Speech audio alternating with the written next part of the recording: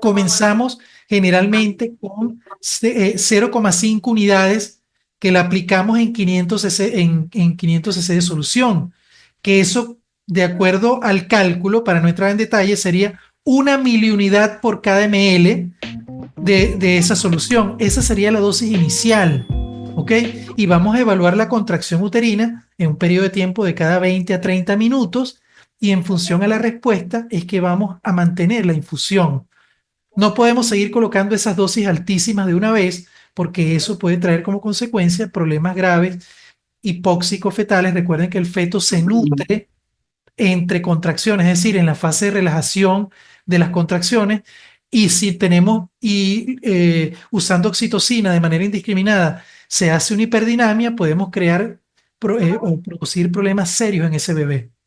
Entonces, en este caso, lo que hacemos es iniciar con dosis baja. Si la paciente con una miliunidad por cada ml responde, la dejamos hasta ahí. No tenemos por qué incrementar la dosis de oxitocina. ¿Ok? Esto es muy importante. Si la paciente no responde a los 20 minutos, duplicamos la dosis, es decir, que de esa miliunidad le vamos a colocar 2 miliunidades. ¿Ok? Pero recuerden que estamos hablando de miliunidad.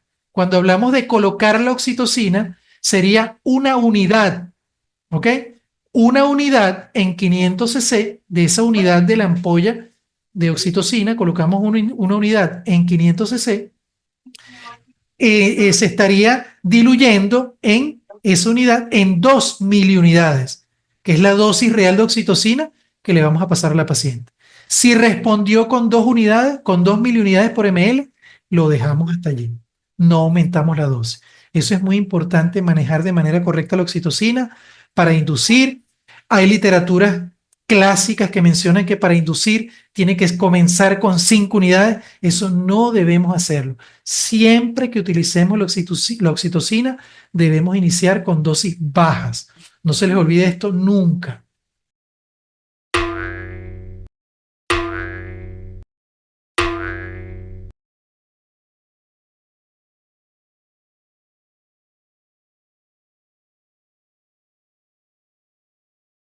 Le tenemos terror al parto de manera injustificada, totalmente, porque los procesos fisiológicos del parto son maravillosos, son como un relojito, se dan cuando se tienen que dar. El problema no es el parto, el problema es la intervención médica durante el parto.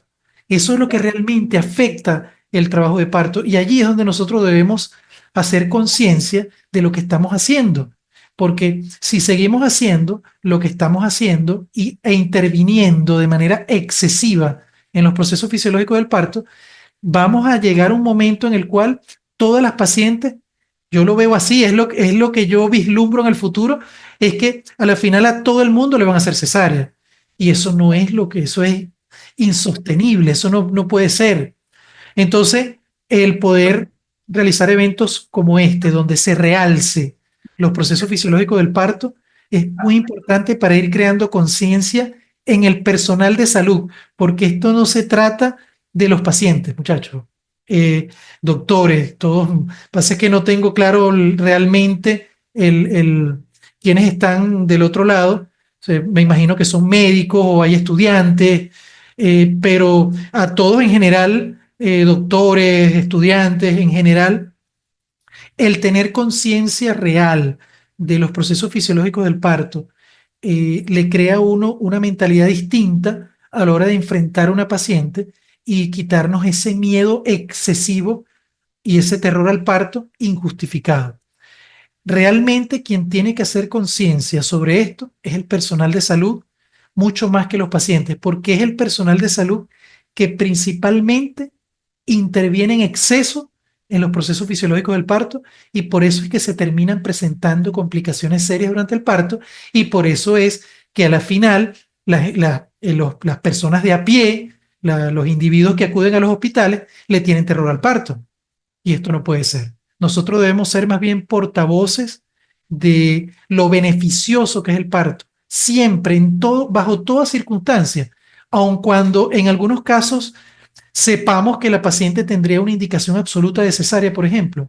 A esa paciente hay que instruirla sobre los procesos fisiológicos del parto y los beneficios del parto, porque ella va a ser portavoz también en su familia, las mujeres de su familia, en su comunidad, sobre esto, y eso beneficia a la final. Y aun cuando esa paciente lamentablemente no pudo parir porque tenía una condición que se lo imposibilitaba, ella puede ser portavoz de lo beneficioso que es el parto.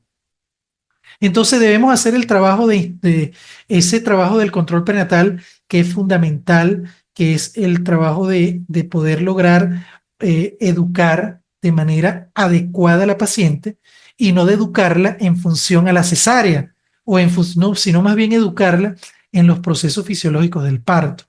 Y usted se va a dar cuenta que cuando una paciente llega a parir sabiendo, conociendo lo que va a ocurrir, es una paciente que llega sin angustia, llega tranquila, porque está adueñada del conocimiento. Y el conocimiento es poder, el conocimiento le da a esa mujer la posibilidad de poder enfrentar el proceso de una manera totalmente distinta a una mujer que desde la primera consulta le están diciendo que es una cesárea, sin ninguna justificación. Entonces, es muy importante, ¿verdad? Felicito a los organizadores, bueno, la doctora Loida, que es a quien conozco y quien me contactó, pues, este tipo de eventos no se suelen ver de manera rutinaria en congresos, en cuestiones, porque no se le da importancia a los procesos fisiológicos del parto. Y yo creo que debe ser lo contrario. ¿Ok? Y bueno, de verdad les agradezco mucho que me hayan dado la oportunidad de poder dirigirme a ustedes y aportar mi granito de arena en este tema para que a ver si logramos algún tipo de cambio que pueda beneficiar a la humanidad en un futuro, porque esto es una cuestión que a lo mejor les parecerá un poco extraño, pero todas las conductas que nosotros tenemos en función a ir en contra de la fisiología, nos va quitando cada vez más un poquito de humanidad. Es decir, nosotros, el tratar de intervenir, o sea, nos queremos convertir en dioses y no en humanos. Y debe ser, yo creo que debe ser lo contrario. Mientras más humanos seamos, más vamos a evolucionar. Mientras más Dios, nosotros no somos dioses y mientras más intervenimos, es como que queremos ir un poquito más, un pasito más acercándonos a Dios y eso no puede ser.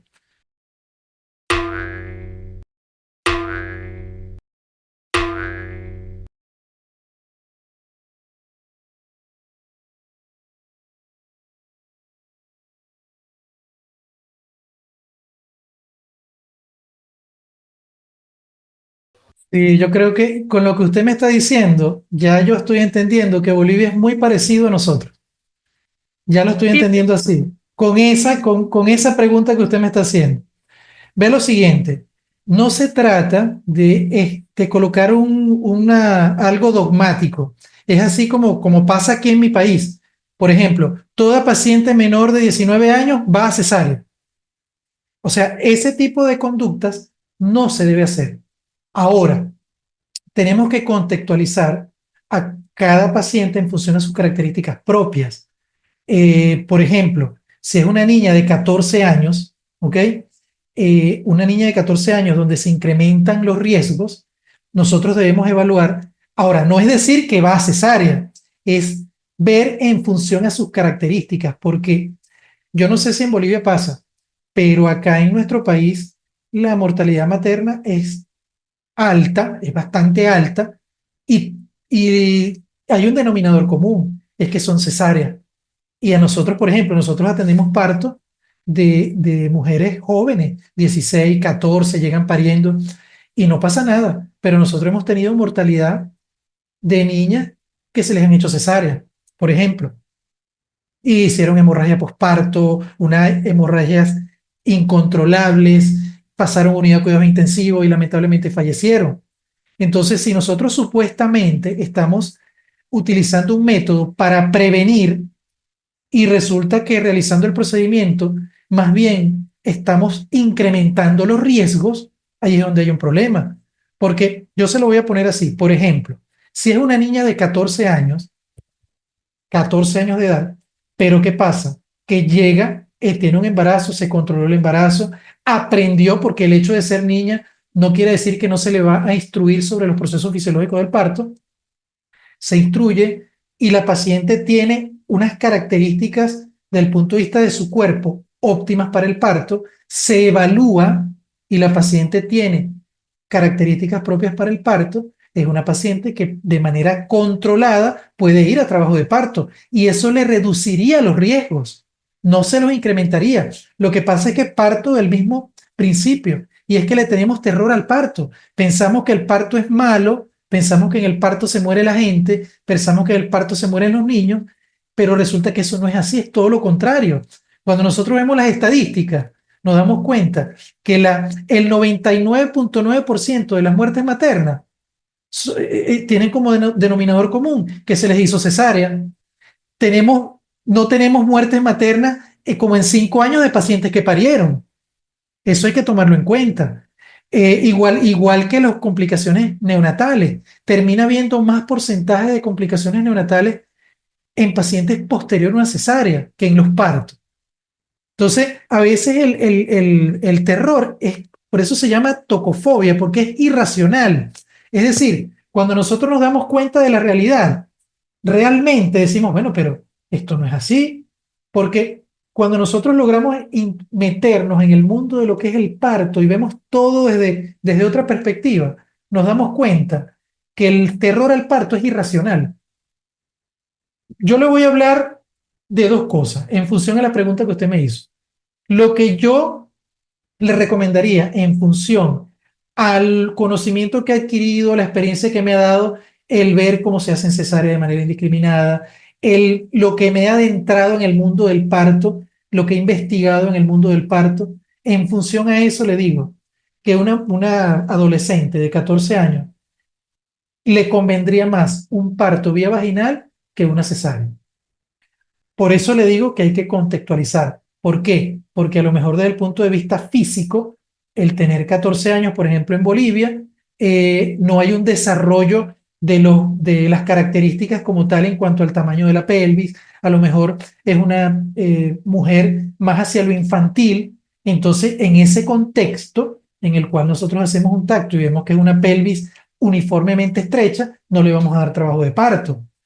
Pero en el caso nuestro de Venezuela, por ejemplo, aquí tenemos adolescentes de 14 años que sus características desde el punto de vista de su cuerpo son de una mujer adulta, donde el tamaño de la pelvis es como una mujer adulta, sus características son como una mujer adulta. Entonces, en ese contexto, una mujer que se le instruye durante el control prenatal sobre los procesos fisiológicos del parto, una mujer que le convendría muchísimo más tener un parto vaginal con todos los preceptos del parto respetado.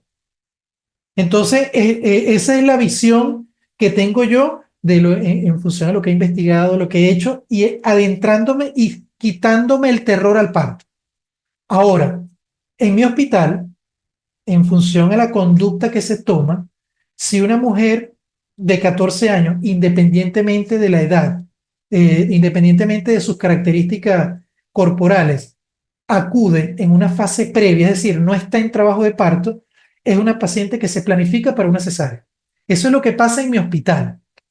Ahora, si la paciente llega en un trabajo de parto, en una fase activa ya avanzada, es una paciente que probablemente, si todas las condiciones están dadas, termina en un parto. Por eso es que dependerá de cada... Eso es la conducta protocolizada de mi hospital. Pero yo particularmente viendo en función a la experiencia, yo particularmente pienso que una mujer que tenga 14 años, pero que tenga las condiciones corporales para el parto, se debe instruir y una adolescente de 14 años le convendría más y reduciría las complicaciones si tiene un parto vaginal.